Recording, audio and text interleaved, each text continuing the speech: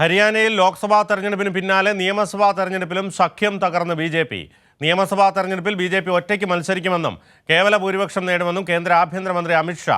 രാജ്യസഭാ തെരഞ്ഞെടുപ്പിൽ കോൺഗ്രസിനെ പിന്തുണയ്ക്കുമെന്ന് ജനതാ പാർട്ടി നേതാവ് ദുഷ്യന്ത് ചൗട്ടാലയും വ്യക്തമാക്കി. ഹരിയാനയിൽ ബി.ജെ.പി. ജെ.ജെ.പി. ബാന്ധവം പൂർണ്ണമായും തകരുകയാണ്.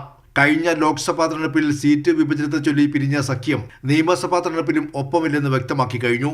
ബി.ജെ.പിക്കെതിരായ കർഷകരോഷം തങ്ങൾക്കും തിരിച്ചടിയായെന്ന വിലയിരുത്തലിലാണ് ജനനായക് ജനതാ പാർട്ടി.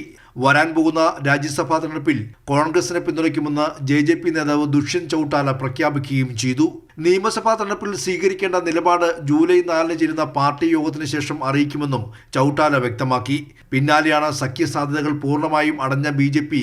ഒറ്റയ്ക്ക് മത്സരിക്കാൻ തീരുമാനിച്ചത്. പഞ്ചുകുളയിൽ ചേർന്ന സംസ്ഥാന എക്സിക്യൂട്ടീവ് യോഗത്തിൽ അമിത്ഷാ പാർട്ടി നിലപാട് വ്യക്തമാക്കി. ഒക്ടോബറിൽ വരാനിരിക്കുന്ന നിയമസഭാ തെരഞ്ഞെടുപ്പിൽ സഖ്യമുണ്ടാകില്ലെന്ന് അമിത്ഷാ പറഞ്ഞു.